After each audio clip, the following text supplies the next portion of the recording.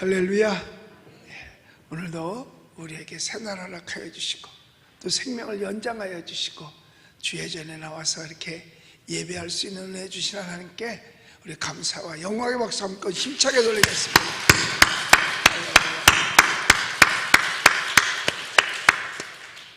그리고 이 시간에도 국내에서 또 해외에서 이 예배에 함께 참석해 주신 수많은 하나님의 자녀들, 귀한 성도들 위해 하나님의 크신 사랑과 축복이 있게 되시기를 예수님의 이름으로 축복합니다. 우리 예수님 믿으시면 아멘 하십시다. 우리 예수 믿는 자를 가리켜서 여러 가지로 표현을 합니다. 어떤 때는 성도라고 표현하기도 하고, 또 어떤 때는 하나님의 자녀라고 표현하기도 하고, 또 하나님의 백성이라고 하기도 하고, 또 어떤 때는 하나님의 종이라고 표현을 하기도 합니다. 어떤 게 가장 좋은지 모르겠어요. 나는 제일 좋은 게 옛날에는 성도가 좋았고 그 다음에는 하나님의 자녀가 좋았다가 요새는 주의 종이라는 말이 더 좋아요. 여러분들도 나를 부를 때 주의 종이라고 불러도 돼요. 그런데 앞에 자를 빼놓고 종이라고 그러면 안 돼. 어떤 사람은 또 뒤에다가 님자를 붙여. 종님 그래. 종님이 어디 있어? 종님은 종은 님자가 없는 거예요. 여러분 그냥 주의 종이라고 하셔도 좋습니다. 그런데 오늘 여기 성경 말씀에 보면 65절에서 여호와여 주의 말씀대로 주의 종을 선대하셨나이다 라는 말을 합니다. 이건 뭐냐? 하나님께서 종으로 부리시면서 잘 봐줬다 그 말이에요. 여러분들도 다 주의 종이에요. 주의 일하면 주의 종이지 뭐 딴 거겠어요? 근데 주의 종이 되면 하나님이 봐줘. 선대라는 말은 봐줬다 그 뜻이거든요. 그러니까 우리가 제대로만 주의 종 노릇하면 하나님이 봐주는데, 종도요 몹쓸 종이 있어요. 돌쇠가 있고 먹새가 있어요. 돌쇠는 돌머리, 먹새는 먹는 것만 좋아하는 거. 이래서는 안 돼요. 우린 충성스러운 하나님의 종이 돼야 될 줄로 믿습니다. 그럴 때 하나님 봐줘. 잘나서가 아니라 말씀대로 살려는 것이 기특해서 봐주는 거예요. 우리 연희전문학교의 초대 총장이었던 박사님이 계세요. 박 박사님이라고. 그런데 원래 그건 선교사님 집에 종이었어요. 노비나 마찬가지로. 그 일꾼이죠. 그런데 키도 크고 잘도 생겼는데 하여튼 선교사님이 말만 하면 그대로 따르는 거예요. 그대로 따르는 거예요. 장작을 가져왔는데 그냥 그걸 싸놓으라 그래서 마당에 싸놨더니 비가 올라 그래요. 그래서 처마 밑에 갖다 싸놓으라 그러니까 또 처마 밑에 싸놔. 그런데 처마 밑에 싸는 게 보기가 흉해. 그러니까 비 그친 다음에 저걸 뒤에다 또 싸놓으라 그러니까 또 말 분소리 안 하고 또 뒤에다 싸놔. 네 번째 여보게 하고 불렀더니 장작 어디로 쌀까요? 연거푸 장작 쌓는 겁니까? 아니 선교사님이 장작 쌓는데 노이로제 걸렸나? 왜 장작만 얘기를 하지? 그렇게 하질 않았어요. 예, 알았습니다. 그대로 다 했어요. 이걸 보고 그 선교사님이 이런 청년은 훌륭한 청년이다. 공부시켜서 나라에 큰 일꾼 삼아야 되겠다. 그래서 세상에 미국으로 편지를 보내서 이러이러한 청년이 있으니까 스폰서를 좀 해달라. 그랬더니 미국에서 스폰서 하겠다고 비행기표 뭐 다 오고 뒤에 그 공부하는 모든 것까지 다 대줄 수 있도록 다 준비가 된 거예요. 또 불렀어요. 여보게 이리 와보게. 오늘은 장작 어디로 쌀까요? 그게 아니라 보여주면서 자네 미국 가서 공부하고 오게나. 그러니까 충성스러운 종 되니까 봐주는 게 있더라 이 말이야. 잘나서가 아니고 주인의 말씀대로 살려고 하는 게 기특해서. 그래서 그가 공부하고 와서 연희전문학교의 초대 총장이 되었습니다. 여러분 말씀대로 살면 하나님이 기특해서 봐준다 이 말이야.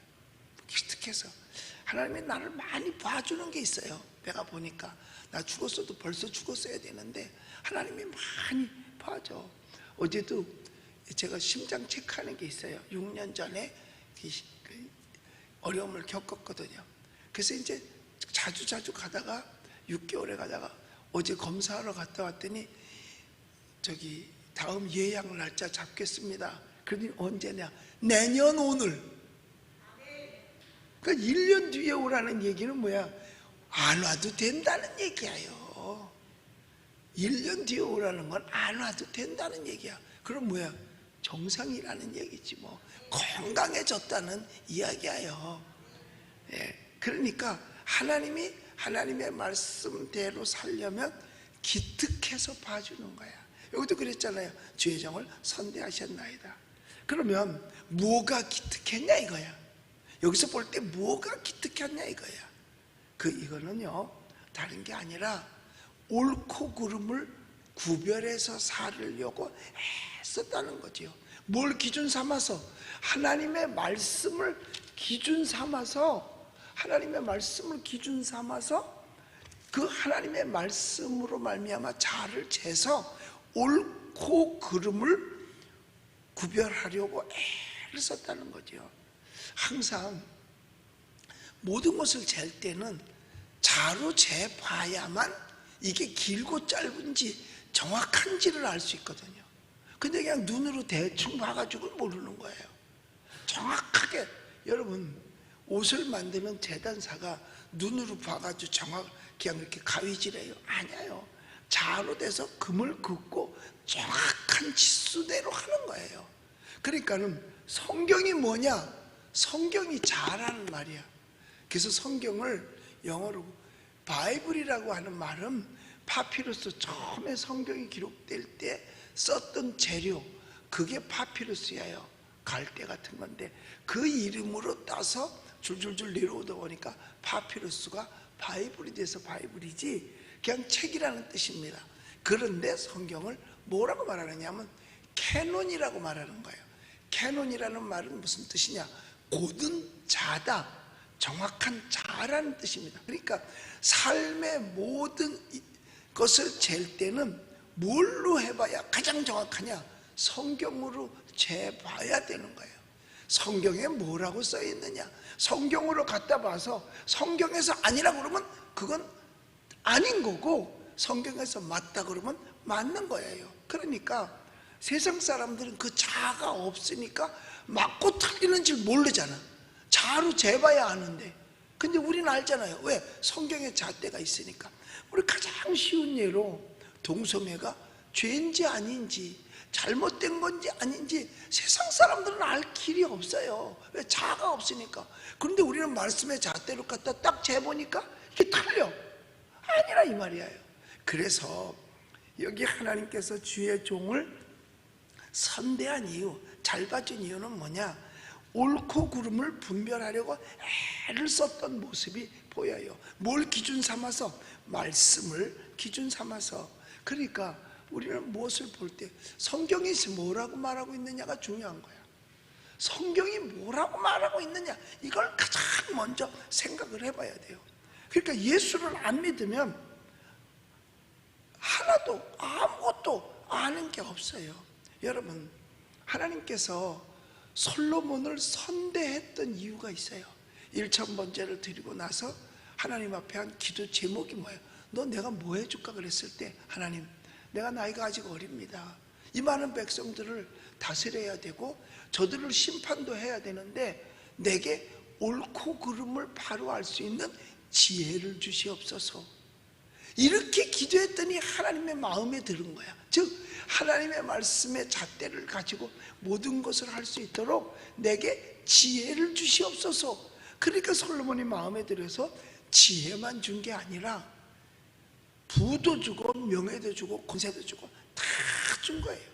우리도 그래서요, 하나님 앞에서 늘 기도할 때마다 하나님, 옳고 그름을 알 수 있는 지혜를 달라고 기도할 수 있게 되시기를 주님의 이름으로 축복합니다. 이게 하나님의 마음에 들은 거예요. 여기 66절에도 그러잖아요. 자, 66절을 읽어볼까요? 시작. 내가 주의 계명들을 믿었사오니 좋은 명철과 지식을 내게 가르치소서. 명철과 지식을 합치면 뭔지 아세요? 그게 지혜야. 이 지혜를 달라는 거예요. 명철하게 명석하게 분별할 수 있는 능력을 달라는 게 이게 귀한 거거든요. 그러니까 그래서 이 말씀은 뭐와 같으냐 하면 나침판과도 같은 겁니다. 방향을 제시해 주는 나침판. 성경이 어디를 가리키고 있느냐 이거야. 어떻게 어느 방향으로 가느냐 하는 거죠. 그래서 사실 우리 예수님께서요 이 땅에 오셔서 십자가에 달린 이유가 뭔지 아세요? 그 이유가 이 땅에 하나님의 백성이라고 하는 것들이 잘못된 길을 갔기 때문에 그런 거예요. 왜? 옳고 그름을 모르니까 그런 길로 가도 그게 옳고 그른 걸 모르는 거예요. 예수 안 믿는 사람들은요. 하나님의 말씀이 그 속에 없으니까 그릇된 길을 자꾸 가는 거예요. 여러분 주변 환경을 보더라도 알고 오늘날 세상 돌아가 보는 거 보면 알잖아요. 이게 바로 가는지 삐뚤어 가는지는 알 거 아니겠어요. 그러니까 삐뚤어 가는 것 때문에 예수님 오셨다니까요.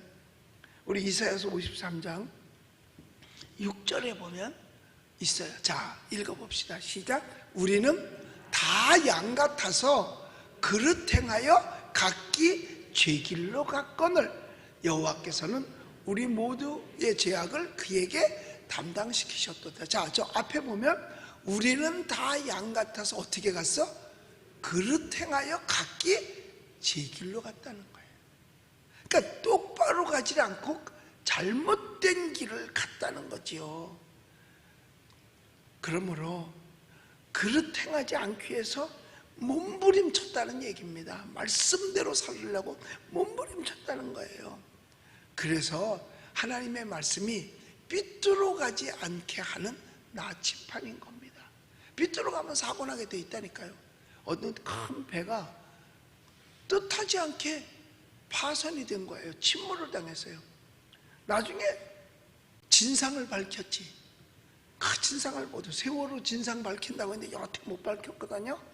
하여튼 그 배의 진상을 밝혔더니 딱 하나가 잘못한 게 나왔는데 뭐냐? 나침판이 고장이 난 거예요.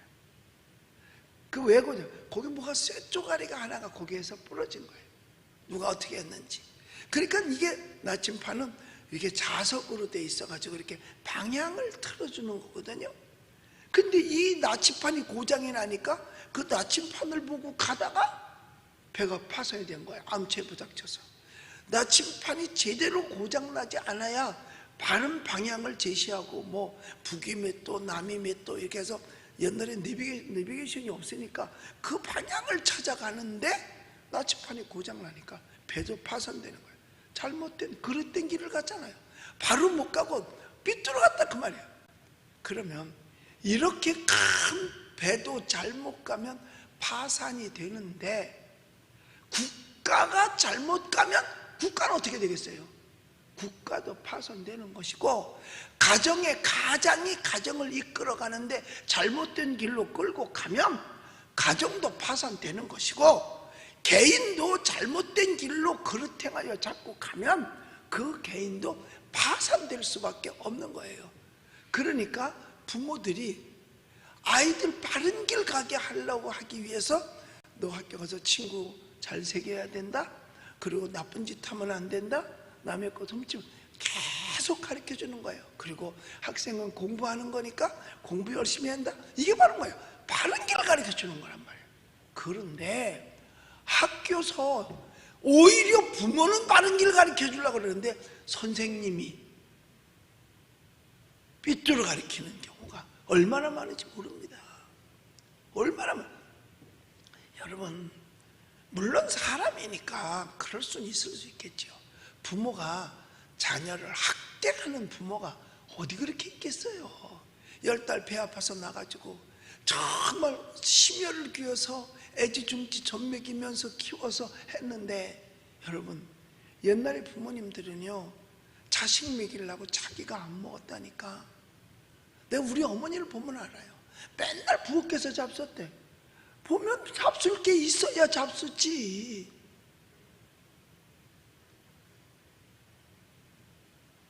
어머니 밥이 가득 있어. 어머니 밥이 이렇게 주발에 꼭 있어. 괜히 엄마만 많이 먹는 것 같아. 나중에 알고 보니까 그 밥주발 속에 밥그릇이 하나가 엎어져 있는 거야. 그 위에 밥을 담아. 그러니까 많은 것처럼 보인 거지. 맨날 안 먹는다 그러니까 아니야 이렇게 많이 먹잖아. 보면 안 잡수고 계셔. 왜? 숟가락 넣으면 밑에 그릇이 닿았잖아. 아이, 오늘은 입맛이 없구나. 그리고 부엌에 가서 꼭대기 거 살짝 걷어 잡섰던 게 우리들의 부모라 이 말이에요. 어떤 부모가 자식 잘못되길 바랍니까? 그러니까 때로는 야단도 치고 때로는 옛날에는 회초리를 들기도 했어요. 그래서 집집마다 보면요 회초리가 하나씩 있어. 이렇게 회초리가. 그런데 우리 홍 목사님 딸이 9살인데 홍 목사님도 애들이 뭐 시키는 대로 다 말 잘 듣나 안 듣니까 여기다 매 하나 이렇게 경계로 하나 놓지요. 그게 무슨 매야? 사랑의 매지요. 그런데 어느 날 와서 그들이 저걸 보더니 그거는 학대하는 거라고 그러더래요.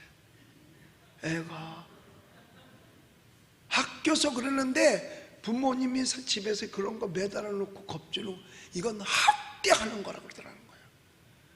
옛날에는 그런 소리 들어보지도 못했거든요. 어떤 부모가 자식을 학대합니까? 야단 칠 수 있어야지요. 체벌할 수 있어야죠. 아니 도둑질을 해오면 그걸 야단 쳐야 되는 거 아니에요? 그런데 이렇게 세상을 가리키고 있다니까요. 잣대가 없다니까요. 전에 우리 성도님 가운데 한 분이 그런 분이 있었어요. 아이가 학교 갔다 왔는데 책가방을 열었더니 세상에 학용품이 깨끗한 새 것들이 몇 개 있는 거야. 너 이거 어디서 났냐니까 아무개가 줬다고. 이건 어디서 걔것도 걔가 줬다고. 아니 누가 그렇게 새 걸 물건을 줍니까 애들이. 그래서 걔네 집 어디냐 하니까 모른다고 그러더래. 그때는 휴대폰이 있을 때가 막 사용할 때가 아니었었어요. 있는 집은 몇 집밖에 없어요. 걔네 전화번호 모른다 그러더래. 그랬더니 아버지가 야단을 쳤어요. 걔네 집 가자. 그랬더니 모른다고. 가자. 그랬더니 학교 입구 문방구점에서 훔쳤다는 거야. 다시는 그러지 마 이러질 않았어요. 진짜 그 아버지가 멋있는 아버지야. 따라와. 그리고 문방구점에 가서 그 문방구 주인한테 얘가 도둑놈이라고 그러면서 이거를 훔친 거라고 그러면서 얘가 도둑놈이라고 얘를 혼내야 된다고. 오히려 문방구 주인이 겁을 내는 거야. 왜? 너무 세게 하니까. 어떤 부모가 자식을 그렇게 하는 부모가 있겠어요? 그럼 이게 학대야? 교육이야? 교육이죠. 그래도 그 아이는요 다시는 남의 것에 손대지. 어릴 때는요 그런 거 있어요. 그래서 남의 필통도 가져오고 가방도 열어서 가져오고 그런 거 있었어요. 나도 그랬어. 난 우리 어머니가 가서 쌀 한 말 사와라 그러면 9대만 사고 한 대 값은 내가 집어넣고 그걸로 저기 뭐 솜사탕 같은 거 사 먹고 아스깨끼 사 먹고 그랬다니까. 그런데 우리 어머니가 집에 와서 이렇게 9대 그러니까 한 마리 10대잖아.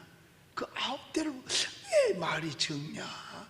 왜 말이 적냐? 한 마리 해야 될 텐데 그냥 그러면 못 들은 척하고 나가죠. 그때의 내 마음의 괴로움은 말도 못했어요. 다시는 그러지 말아야지. 우리 어머니는 다 알면서 그렇게 하셨던 것 같아. 알면서. 여러분 그래요. 우리가 그릇 행하지 않기 위해서 몸부림쳐야 되는 거지요. 나침판이 제대로 돼 있어야지. 이게 고장하면 삐뚤어 간다니까요. 삐뚤어 가면 이건 망하는 길이잖아요. 그래서 예수님께서 우리가 다 그릇 행하여 각기 제 길로 가니까 살릴 길이 없어. 내가 차라리 죽어야 되겠다. 그리고 예수님 이 땅에 오셨어요. 여러분 우리는요 세상 사람들은 나침판이 없어요. 말씀이 없으니까 이게 나침판인데, 그러니까 세상 남이 잘못 가면 잘못 가는 걸 가르쳐 줘야 되고 우리 스스로도 잘못 가서는 안 된다는 겁니다. 잘못 가면 끝장이에요. 그러니 잘못 가는 걸 뻔히 보거든. 여러분, 술 취한 사람이 운전하면은요, 차가 삐뚤삐뚤 가잖아. 언젠간 사고나. 며칠 전에도 술 먹었는데 그것도 중학생이 먹었어. 그리고 운전을 하고 그냥 갔다가 사고를 낸 거죠. 그러니까 잘못 길을 가면 반드시 사고 나게끔 돼 있어요. 그러니까 정신 이상자에겐 운전면허증을 줄 수가 없는 거예요. 왜? 미친놈이 운전을 하면 어떻게 되겠어? 사고 나게끔 되어져 있는 거예요. 여러분, 가정주부를 갖다 뭐라 그러죠? 소뚜껑 운전수라고 그러잖아. 그런데 가정주부가 맨날 도박이나 하고 뭐 저녁이면 춤바람 나서 나가기만 하면 그 가정이 제대로 살겠어요? 운전수가 소뚜껑 운전을 해야지. 딴 데로 가서 돌아가면 되겠냐 이 말이에요. 여러분, 하나님은 우리에게 제대로 된 걸 가르쳐 주길 원하고 제대로 살길 원하는 거예요. 그런데 이 세상 잣대는 어떠냐? 자기 편한 대로 고무줄을 갖다 댄다니까요. 세상 잣대는. 하나님은 제대로 우리를 가르쳐 주기 원하시는데 이 세상은, 하나님 없는 사람들은요 세상 잣대로 갖다 대요. 그러니까 사실은 교회가 가장 안전해도 교회 갖다 대는 잣대가 다르니까 백화점은 아무리 많이 모여도 상관없는데 교회는 또 20%만 모여서 예배해라. 그리고 심지어는 저 뒤에 있는 공용책은 만지지 마라. 그거를 보면 또 하지 말라고 하죠. 금지령이 내렸어요. 성경책 사용 금지. 언제부터 그렇게 교인들을 사랑해 줬는지 모르겠어. 교인 병 걸릴까 봐 아주 그렇게 긍휼히 여기다니까요. 물론 전염될 수도 있겠지요. 확진자가 만져서, 뭐 확진자가 그냥 만졌으면 되는데 이리다가 만지면 그럴 수도 있겠지요. 그런데 일반 물건에 의해서 감염되는 일은 있긴 있어도 아주 극히 미세하다는 거예요. 그렇게 그거를 금지 명령으로 내릴 것은 아니라는 거죠. 여러분, 세상에 공용으로 쓰는 것이 어디 세상 성경책밖에 없어요. 성경책은 놔둬봤자 일주일에 한 번 누가 와서 한 번 만지면 끝이야. 그걸 만져놓고 하니까 그 사람이 또 만지고 그러진 않잖아요. 그런데 그러면 세상적으로 쓰는 공용은 교회 성경책만 있나요? 시청, 구청, 동사무소, 복사기도 거기 있는 사람들이 다 공용으로 쓰지 자기 개인 복사기가 있어요? 아니잖아요. 거기 있는 연필은 또 공용 아닙니까? 문고리는 공용 아닙니까? 다 공용이죠. 아니, 지하철은 공용 아닙니까? 다 올라탔다 내렸다 다 하잖아요. 관공서 문고리, 백화점 문고리 뭐 등등. 아니, 손 안 대는 데가 어디 있어요? 손 안 대는 물건이 또 어디 있고요? 사실 그럴 게 아니라, 여러분, 택시 타려면 손 대야 문 열잖아. 그럼 하루 종일 수십 명이 탔었을 텐데 거기는 공용 아니야? 그럼 문고리, 택시 문고리 띄워라. 자동으로 문 열어줘? 아니잖아요. 또 탔던 사람 앉은 자리에 나도 또 타잖아. 지하철도 누가 앉았던 자리에 내가 또 앉잖아.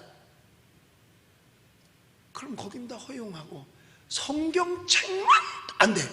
참 이상하죠? 앉았던 자리에 앉는 거는 또 괜찮아. 이게 뭐예요? 이상한 조짐이 보여요. 왜 여기다가 초점을 맞췄을까 하는 거야. 차라리 그렇게 할 게 아니라 공문을 내보내서 교회의 감염을 예방하기 위해서 혹시 공용으로 쓰는 것이 있으면 이렇게 소독약을 가지고 소독을 잘 해서 이렇게 쓸 수 있도록 하십시오.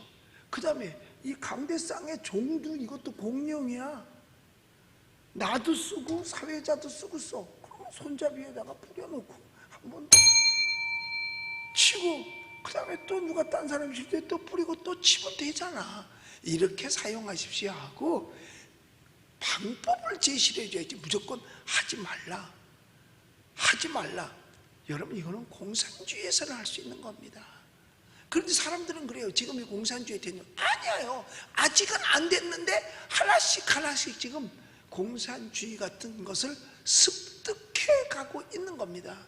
뭐 이제는 10명도 아니고 5명 이상 모이면 또 안 된다는데, 이 바깥에서도 5명 이상도 안 된다는 거예요. 바깥에서. 왜? 여하튼 모이지 말라는 얘기죠. 그러니까 지금은 아니라도 한 발 한 발 지금 점점, 또 어제보다 오늘 한 발 더 지나갔고, 또 그저께보다는 2발 더 지나갔고, 착착 착착착착 가고 있는 거 아닌가? 가고 있는 것 아닌가? 지금도 사랑제일교회는 보상관계가 잘 안 이루어져 가지고 그걸 지키는데, 협상하다가 또 한다고 그래놓고 안 하고, 협상하다가 안 하고, 이런데 결국은 어젯밤에는 밤새부터 헌다고 하니까 교인들이요, 나와서 지킬 수밖에 더 있겠어. 누가 지키겠어? 자기 교인 자기가 지켜야지. 딴 사람이 누가 지켜줘? 동네 사람이 지켜줘? 안 지켜줘. 그랬더니 교인보다 더 많은, 뭐 거의 1000명이 와서 그걸 헐겠다고 하니까 교인들이 못 한다고 그러는 거죠. 아니, 돈을 주고 내쫓아야지. 그 건물이 얼마에 팔으려고 내는 200억을 받겠다고 저에서 그런데요. 그런데 교회에다 주는 거는 80억밖에 안 주는데, 자기네는 남한테 팔을 때 200억을 받고 그 자리를 교회는 80억만 주고, 이런데 어떤 사람이 그걸 그냥 내줍니까? 그럼 예배당 못 짓지요. 80억 가지고는요 비전센터밖에 못 줘. 그 많은 교인들이 적은 데서 어떻게 하라고? 못하는 거죠. 그러니까 우리는 권리를 주장하는 거지, 그게 항의를 하는 게 아닙니다. 그러니까 세상 사람들은 뭐냐, 뭐 알바끼 해가지고 돈 많이 받아. 그 교회가 그 지역에서 제일 오래된 건물이에요. 그 교회가 다른데 나중에 다른 사람이 들어온 거지, 교회가 제일 오래된 거예요. 우리도 지금 진관동, 은평구, 우리가 사는지, 내가 개척한 지 지금 40년째인데 지네가 늦게 들어왔으면서도 우리가, 지네가 주인이래 이쪽에서.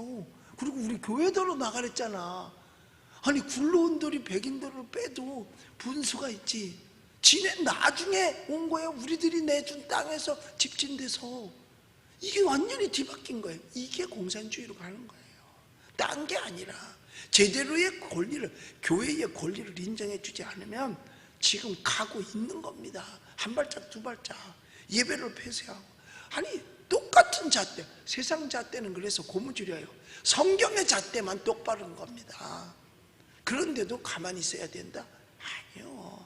사람은 권리는 주장해야 되는 겁니다. 예를 들어서 성경책을 들고 택시를 탔는데 짐이 하나가 있어. 근데 자기 집이 골목이야. 그러면 택시가 어디까지 들어가야 돼? 골목까지 가야 되잖아. 그런데 어떤 택시 기사들은 그런다는 거야. 예수 믿는 것들이 말이야, 배려도 안 해준다고. 큰 길에서 땅 내놓고 그거 들고 걸어가면 자기는 편하게 갈 수 있다 이거지. 거기 들어갔다고. 그럼 거기 들어가 돈 내고 들어가자는 게 죄야? 아니에요. 앞에 내려서 양보도 할 수 있고, 또 안에까지 집이 있으면 갈 수 있어. 왜 탈 땐 왜 돈을 주고 탔겠어? 편안하자고 돈 주고 탄 거지. 그런데 예수 믿는 사람이 그러면 그걸 또 지적을 한단 말이에요. 여러분, 사람들은요 권리와 배려를 잘 구분을 못하는 것 같아요. 각자에게 주어진 자유와 신앙의 자유의 권리가 다 있는 겁니다. 양심의 자유도 있고 신앙의 자유도 있고 표현의 자유도 있고, 이거는 어떤 법보다도 위에 있는 거거든요. 자기가 그 자유를 찾겠다는 게 권리라고 하는 거예요. 그 권리가 무시당하는 것이 공산주의인 거예요. 공산주의는 권리가 없어요. 여기서 살아 그러면 거기서 살아야 되고, 너 나가 그러면 나가야 되고, 그건 권리가 없는 겁니다. 그러나 우리 신앙 자유민주 국가에서는 각자에게 준 권리가 있는 거예요. 그러므로 우리는 믿음을 가지고서 양보할 때 양보하지만 그 양보가 바보스러운 양보가 아니라 권리를 지키면서의 배려지요. 자, 그러니까 점점 이제는 책도 사용하지 마, 명령으로 내려왔어요. 공용책 사용하지 마라, 명령이야. 그 안 지키면 어떠냐? 뭐 벌금 내고 뭐 구속하고 뭐. 하여튼 이런 법이요. 요즘 국회의원들이 서로 누가 더 많이 내나 경쟁해. 교회를 핍박할 법을 누가 더 많이 내나, 이걸 지금 경쟁을 하고 있어요. 경쟁을 해요. 그래서 지금도 충분히 300만 원 벌금인데 그게 아니야 뭐 2천만 원 뭐 아니면 징역 5년 뭐 지금 이렇게 가고 있어요. 예배 드리지 마라. 근데 예배 드렸다 그럼 막 징역 2년 뭐 벌금 2천만 원 막 이렇게 막 하는 거예요. 그러니까 뭐예요? 하지 말라 그 말이죠. 그렇다고 하지 말라고 그래서 하나님의 말씀에 잣대로 갖다 재보면 그게 틀렸는데 그 틀린 걸 따라가? 그러면 하나님께서 주의 종을 선대하지 않죠. 선대하는 이유가 뭐냐? 말씀대로 살려고 하니까 선대하는 겁니다. 우리 예수를 믿으시면 아멘 하십시다. 그래서 69절에서 이렇게 말하는 거잖아요. 읽어볼까요? 시작. 교만한 자들이 거짓을 지어 나를 치려하였사오나 나는 전심으로 주의 법도를 지키리이다. 자, 교만한 자가 누구야요? 지가 잘났다고 하는 위정자들 아니겠어요? 그들이 지가 잘났으니까 국민을 미리 까는 거죠. 겸손한 자는 그렇게 안 하는 겁니다. 그런데 교만한 자들이 정직하게 아니 거짓을 지어서 우리를 치려한다고 얘기하는 거예요. 거짓말이잖아요. 다 거짓말이에요. 심지어는 코로나 바이러스 확진자 발표도 거짓말이 많아요. 왜 거짓말이라고 하느냐? 검사자 숫자는 어디에도 없습니다. 오늘은 몇 명 검사를 했는데 몇 명이 확진해. 그건 싹 빼놔. 검사 몇 명 했다는 얘기는 없어요. 그냥 확진자만 해.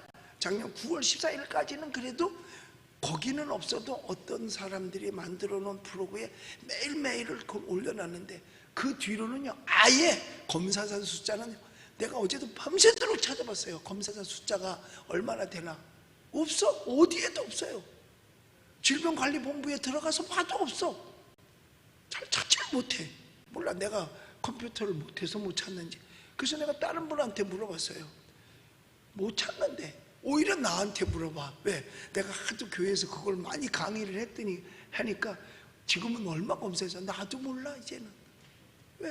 안 나오니까. 그럼 뭐는 내보내느냐? 확진자 많이 나타났다고 그것만 내보내. 거짓말이야. 괜찮다 그래가지고 막 그 뭐야 할인권 풀어놓더니 또 확 일어나니까 또 뭐 단계를 높여서 뭐 2단계도 한다고. 그럼 결국 확진 뿌린 게 누구야?